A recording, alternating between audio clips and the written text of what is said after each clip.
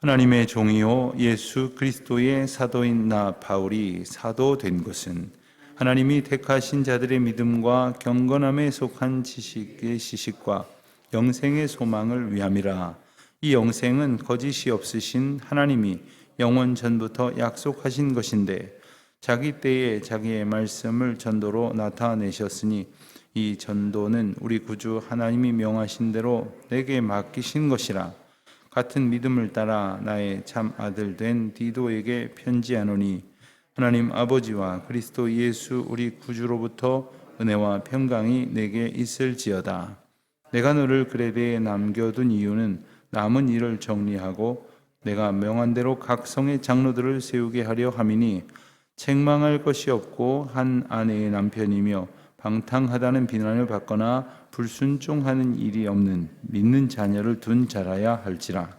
감독은 하나님의 청지기로서 책망할 것이 없고 제 고집대로 하지 아니하며 급히 분내지 아니하며 술을 즐기지 아니하며 구타하지 아니하며 더러운 이득을 탐하지 아니하며 오직 나그네를 대접하며 선행을 좋아하며 신중하며 의로우며 거룩하며 절제하며 믿은 말씀의 가르침을 그대로 지켜야 하리니 이는 능히 바른 교훈으로 권면하고 거슬러 말하는 자들을 책망하게 하려 함이라.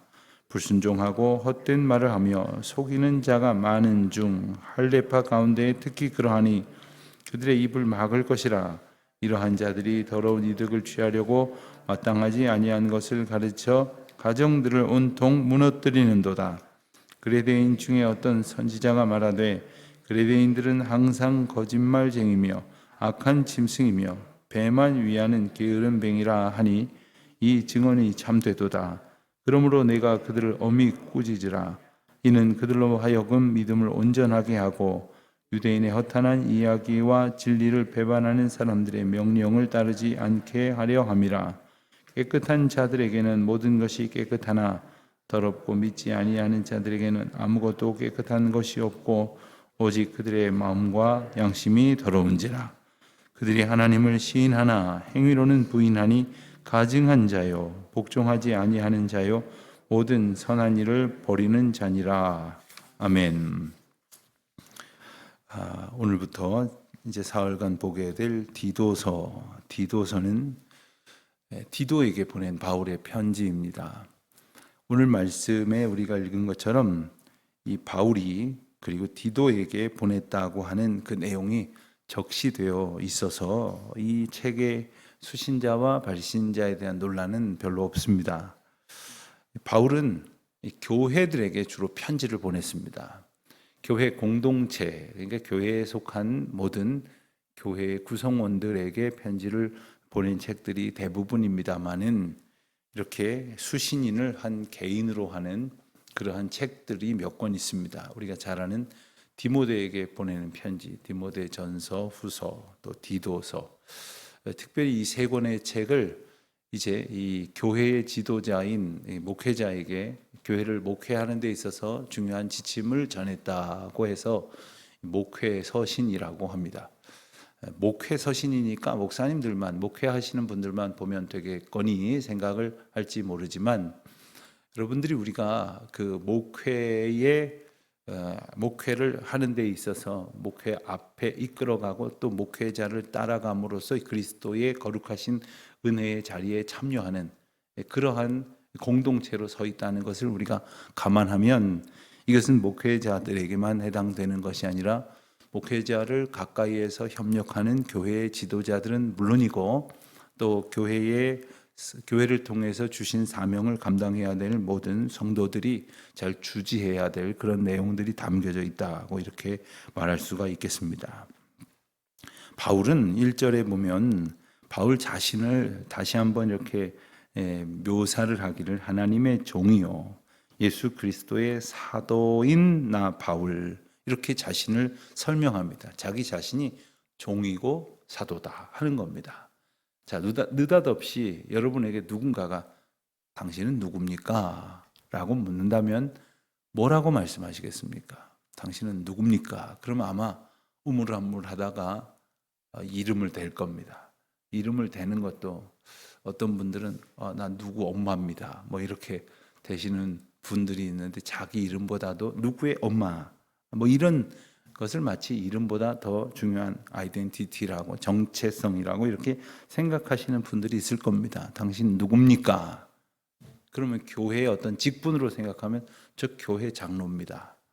저 교회 권사입니다. 뭐 이렇게 말씀하실 수도 있겠습니다. 혹은 세상에서의 직책이 중요하다고 생각하시는 분들은 저는 누굽니다. 뭐 사업하는 사람입니다. 혹은 뭐 학교에서 학생들을 가르치는 사람입니다. 뭐 이렇게 설명하실 수도 있겠습니다. 내가 누구냐라는 그 정체성은 뭐라고 나를 고백하느냐 하는 것은 바로 그 일을 하나님께로부터 맡았다라는 뜻입니다. 내가 지금 그 일을 한다는 것은 다시 말하면 하나님께서 내가 그 일을 맡겨주셨다. 나는 하나님께로부터 그 일을 맡았다라는 겁니다. 그러니 이것이 소명입니다. 종이라는 말은 당시의 세태 속에서는 아주 자기 자신을 낮추는 말이지 않을 수 없습니다. 우리는 종이 존재하지 않는 그런 시대 속에 살아가고 있습니다. 노예제도는 이미 없어졌고 뭐 반상의 뭐 절차니 계급이니 뭐 구분이니 이런 말도 없는 시대와 어떤 사회 형편 속에서 살아가고 있습니다. 그러니 종이라는 말이 어떤 의미인지 모르지만 종은 이 주인과 그리고 다른 종이 아닌 다른 사람들과 비교도 할 수 없이 미천한 존재다. 낮아서 모든 것을 섬기고 따라야 하는 존재다라는 고백입니다. 사도라고 또 자기 자신을 고백을 합니다. 사도는 보내심을 받은 자라는 뜻입니다. 그러니까 내가 누구냐? 그러니까 보내심을 받은 자라는 얘기는 보내신 분의 그 미션, 그 사명을 받은 자로서 그 일을 맡은 바 되어서 그 일이 이루어져야 될 곳으로 보냄을 받았다는 겁니다. 어제 성경 공부를 하는데 이제 느헤미야서를 공부를 하다가 느헤미야서에 보면 이제 성벽이 재건되고 예루살렘 성에 사람들이 거주하게 된 이야기가 이제 나옵니다. 근데 예루살렘 성에 사람들이 서로 살겠다고 하지를 않았어요. 왜냐하면 예루살렘 성은 이제 다른 이방족들에게 공격의 대상이 되기도 하고 그곳은 뭐가 풍족한 그런 형편이 아니었습니다. 거기 성전을 지켜야 했고 섬겨야 했고 할 일을 수고를 많이 해야 되는 그러한 곳이었습니다. 그러나 그곳이 지켜짐으로써 이스라엘 백성들이 영적 공동체로서의 그러한 존재성이 이렇게 확립되는 그러한 하나님의 인도하심 속에서 거기에 거할 사람들을 택하는 그 절차를 제비를 뽑도록 했습니다. 자, 그것은 곧 우리가 결정할 수 있지 못할 때 하나님의 결정하시는 것을 의지하는 그러한 일종의 상징적인 절차입니다. 그래서 내가 보냄을 받았다. 그럼 내가 거기 가서 삶으로서 거기서 맡겨주신 하나님의 일을 감당하도록 보냄을 받았다는 거예요. 우리가 결정한 것 같지만 사실 우리가 결정한 것이 하나도 없는 그러한 형편 속에 우리는 살아가고 있습니다. 여러분, 이런 피부색을 가지고 이런 말을 쓰는 대한민국, 한국 사람들 틈바구니에서 태어나서 살게 될 것이라고 우리는 뭐 신청하거나 계획하고 어떤 부모의 자녀로서 맷째로서 태어나겠다고 계획하고 뭐 그렇게 난 사람은 아무도 없습니다. 하나님께서 우리 생명을 주관하시고 어디로 이렇게 보내시고 어디로 맡기시고 누군가와 함께 하나님의 일을 이루게 하셨습니다. 알고 만나는 사람도 없고 알고 시작하는 사람도 없습니다. 그렇듯 하나님의 보내심을 받은 자라는 그러한 사명, 그 하나님의 인도하심에 의지하여 바울은 살아가고 있다라는 것입니다. 사도라는 말이 참 중요하고 귀하고 좋은 말입니다. 요즘 신사도 운동이라는 말을 여러분들이 들어보셨을 것입니다. 이 신사도 운동은 사실 이 사도로 부름을 받았다는 바울의 고백에 비추어 볼 때는 참 엉뚱한 소리 하는 사람들입니다. 이 사도들이 이 신약 성경에 대표적으로 나오는 그 사도들과 같은 그러한 어떤 영적 권세를 자신들은 부여받은 존재다. 뭐 이러면서 뭐 직통 계시라든가 오늘도 하나님의 예언의 말씀이라든가 이런 부분들이 이 마치 하나님께서 약속하신 일반적인 계시론에서 벗어나서 자기들에게만 특별히 주어진다. 뭐 이런 어떤 잘못된 확장된 사고에 침잠해 있는 사람들입니다. 그 얘기는 나중에 다시 하도록 하겠고요.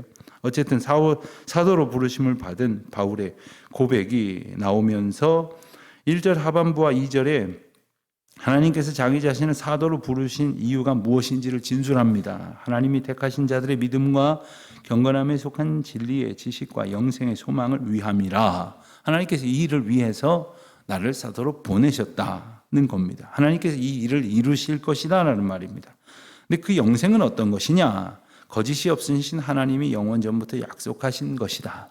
이 짧은 두 절의 말씀 가운데에서 바울이 보냄을 받은, 즉 하나님께서 바울을 보내신 이 역사적인 사명에 대한 아주 분명하고 그리고 확신에 찬 진술을 하고 있습니다. 여러분, 우리가 이 하나님께서 우리를 보내신 것에 대한 이와 같은 확신이 없으면 매일매일 살아가는 가운데에 혹 어려운 일을 만나도 헤쳐갈 능력이 없어요.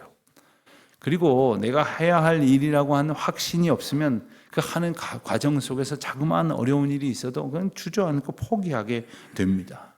하나님께서 그 일을 맡기셨는데, 특별히 3절에 보니까 바울은 어떤 일을 맡았다고 고백을 하고 있습니까?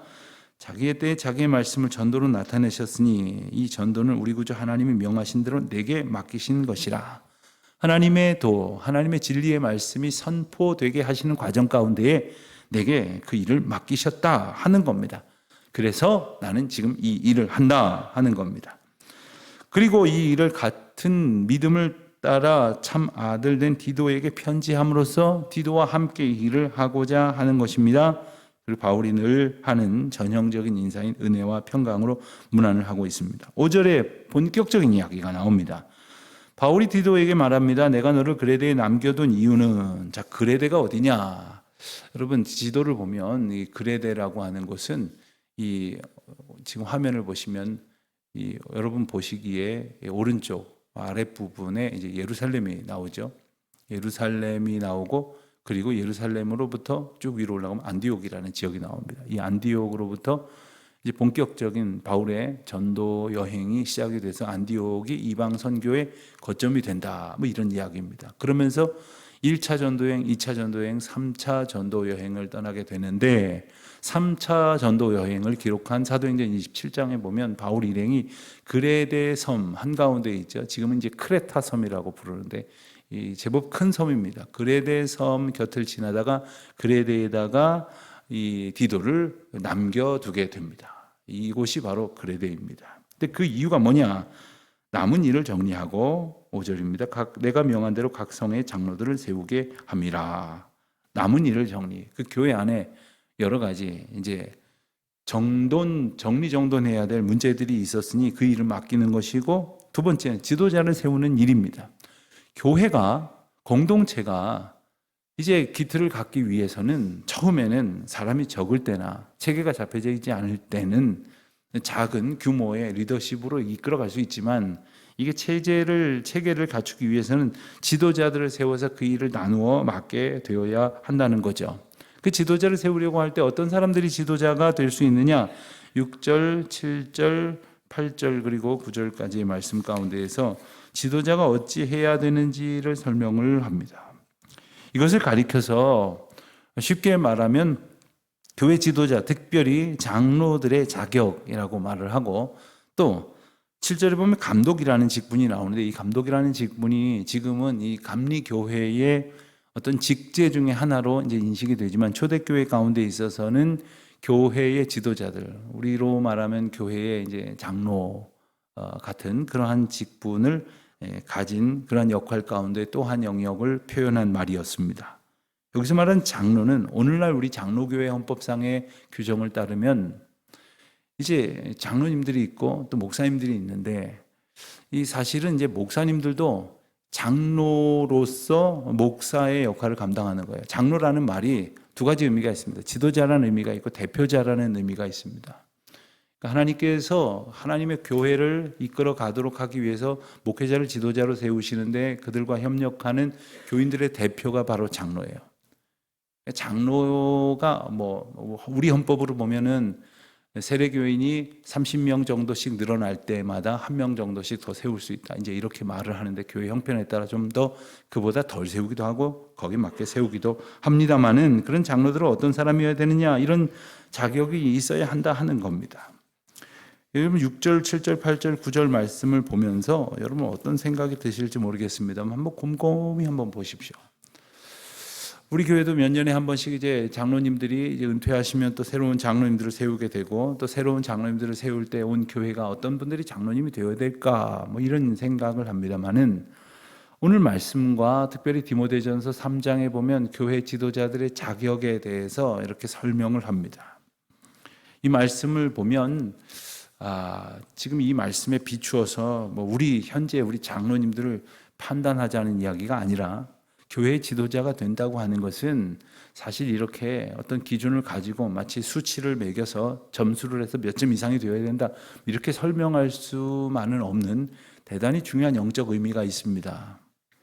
아마 이 말씀을 보면서 누구누구가 떠오른다, 누구누구는 이 정도 자격을 갖췄다 이런 생각이 드실지 모르겠지만 저는 아까 말씀드린 목사도 한 장로의 한 영역이라고 가르치는 장로의 치리하는 장로의 교회를 목회하는 장로의 영역이라고 볼 때 그의 조건 가운데 첫 번째 것부터 저는 제 자신에게 있어서 꺼리껴진다 하는 생각이 들었어요. 첫 번째가 뭡니까? 책망할 것이 없고. 책망할 것이 없을까? 우리가 책망받을 게 없을까? 사람들한테 말고 하나님께 말입니다. 사람들이 책망하는 것은 상대적입니다. 똑같은 행동을 어떤 사람은 잘했다라고 그러고 어떤 사람은 막 책망을 합니다. 그러니까 그것 신경 쓰다 보니까 정말 하나님을 향하여 기준을 바로 두지 못합니다.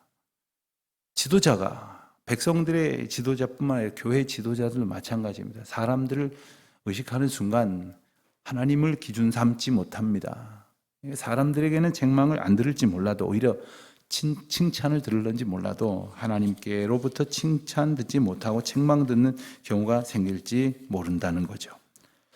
자, 그런 사람들을 세워야 한다는 말씀과 함께 10절 이하의 말씀을 보면 거짓 교훈을 퍼뜨리는 그러한 이들을 경계하라는 교훈의 말씀을 주십니다. 그레데 섬에는 또한 어떤 문제가 있었냐 하면 잘못된 그러한 교훈을 진리인 양 전파하는 사람들이 있었다는 거예요. 10절입니다. 불순종하고 헛된 말을 하며 속이는 자가 많은 가운데에 할례파 중에 그런 사람들이 있다. 그런 사람들의 입을 막아라 하고 말씀을 하십니다. 11절 보니까 이런 자들이 더러운 이득을 취하려고 마땅하지 않은 것을 가르쳐 가정들을 온통 무너뜨리는 도다. 오늘날로 말하면 이단, 사이비, 교회도 마찬가지입니다. 죄송하지만 기성교회라고 말하는 그리고 이단이라 소리를 분명히 안 듣는 가운데에서도 지도자라는 사람들이 자기의 이익을 충족시키려고 더러운 이득을 취하려고 마땅하지 아니한 것을 가르치는 경우들이 있다는 겁니다. 그런데 문제는 이것을 듣는 사람들이 분별하지를 못해요. 또 심지어 교회가 분별하지를 못하고 있습니다. 아니 좀 극단적인 예이지만 이단으로 사회적으로 문제가 되는 사람들의 행태를 외부적인 시각에서 볼 때 어떻게 저런 소리를 듣고 앉았을까? 어떻게 저거를 고지 듣고 있을까 하는 생각을 우리가 하지 않습니까? 근데 그보다는 조금 흐릿하지만 분명히 진리에서 벗어난 이야기를 하는 것을 더 많은 사람들이 분별하지 못한다는 거예요. 그러니 어떻게 하면 좋겠느냐? 12절에 보니까 그레데 사람들을 가리켜서 항상 거짓말쟁이며 악한 짐승이며 배만 위하는 게으른 뱅이다. 이 말은 그레데 출신의 어떤 시인이 했던 말을 이제 인용한 것입니다. 뭐 시인의 이름이 중요한 것은 아니겠습니다만은 그를 어떤 선지자라고 표현을 하면서 사람들이 하는 말 중에 이런 말이 있지 않느냐, 누가 한 말처럼 그레데 사람 같다 그러면 이 거짓말쟁이야, 자기 배만 위하는 짐승 같은 그런 존재다라는 말로 들려진다는 거예요. 여러분 우리도 그런 말을 하지 않습니까? 지방색이라는 말을 하는데 저 사람은 어느 지방 사람이라는데 역시 그 말이 맞는 것 같아 라고 말한다면 그 무슨 뜻이겠습니까? 그 지방 사람들은 대충 다 그렇다 뭐 이런 말을 하는 거예요. 그런 말을 듣는 중에 그레데 사람들은 아주 험악한 소리를 들었습니다. 그런 사람들로 정평이 나 있었습니다. 그런 사람들을 엄히 꾸짖어라 라고 바울에게 권면합니다. 그리고 바울을 통해서 지도자들에게 엄히 꾸짖어라 하고 이렇게 말을 합니다. 교회의 지도자된 목사로서 때때로 엄히 꾸짖어야겠는데, 아무리 기도하고 말씀에 비추어 봤어도 엄히 꾸짖어야 하는 것이 맞는데 그렇지 못할 때가 있어요. 그렇지 못할 때 참 하나님 앞에 죄스럽고, 그리고 밥값도 못한다는 생각이 자괴감으로 들 때가 있어요. 그랬다가는 당장 교인들한테 인심을 잃고 쫓겨날 것 같으니까, 당장 사람들이 싫어할 것 같으니까, 만약에 그렇다면 그 목사 하지 말아야죠. 그런 지도자 하지 말아야죠. 교회 리더들이 성도들을 향하여 그러지 마십시오, 그렇게 하는 거 아닙니다 라고 말해야겠는데, 그러지 않으니 인기가 떨어질 것 같아요. 다른 장로님들보다 저 장로님은 너무 까칠하다는 소리를 들을 것 같아요. 그래서 말을 못한다면 그 일을 맡지 말아야죠. 오늘 말씀은 그 말씀하는 거예요. 참 무거운 이야기입니다. 어려운 이야기입니다. 쉽지 않은 이야기예요. 하나님 앞에서 우리가 목사나 장로님들처럼 저 앞에 있는 그런 책임을 맡은 이들에게만 주시는 말씀이 아니에요. 가까이에게는 우리 자녀들에게 우리는 지도자입니다. 우리 곁에 있는 사람들에게 인도자입니다. 우리가 다음 세대의 책임을 맡은 사람입니다. 누군가에게 우리는 본이 되어야 할, 절대로 본이 될 수 없는 존재이지만 본이 되어야 할 수밖에 없는 그러한 모범으로서 살아가야 할 때가 있습니다. 어찌하면 좋겠습니까? 오늘 바울의 권면처럼 우리 자신이 보내심을 받았다는 사실을 늘 기억해야 돼요. 그리고 하나님께서 주신 그 사명 가운데에 충성을 다할 수 있도록 주님을 의지하고 주님이 인도하시는 그 말씀을 붙들고 순종하기를 힘쓸 때 성령께서 듣는 자들이나 말하는 자들의 마음을 감동시키시고, 또 이와 같은 하나님의 방법을 통해서 공동체를 이끌어 가시는 귀한 역사를 우리가 속한 주님의 백성들에게 베풀어 나누어 주실 줄 믿습니다. 그와 같은 은총으로 우리에게 맡긴 바, 우리가 주님 우리에게 맡겨주신 바 사명을 기쁨으로 믿음으로 감당하는 저와 여러분 되시기를 주님의 이름으로 축원드립니다. 하나님 아버지 감사합니다. 보냄을 받은 자로, 사명을 받은 자로 살아가게 하시니 감사합니다. 다만 주님의 사명을 맡은 자라는 기쁨만 생각하고 그 사명을 감당할 헌신이 되어 있지 아니한 어리석은 자들처럼 살지 말게 하시고, 주님의 뜻을 온전히 순종하며 주님의 뜻을 그 사명 가운데 이루어 가기 위하여 주님을 더욱 의지하는 저희들 되게 하여 주옵소서. 예수님의 이름으로 기도드립니다. 아멘.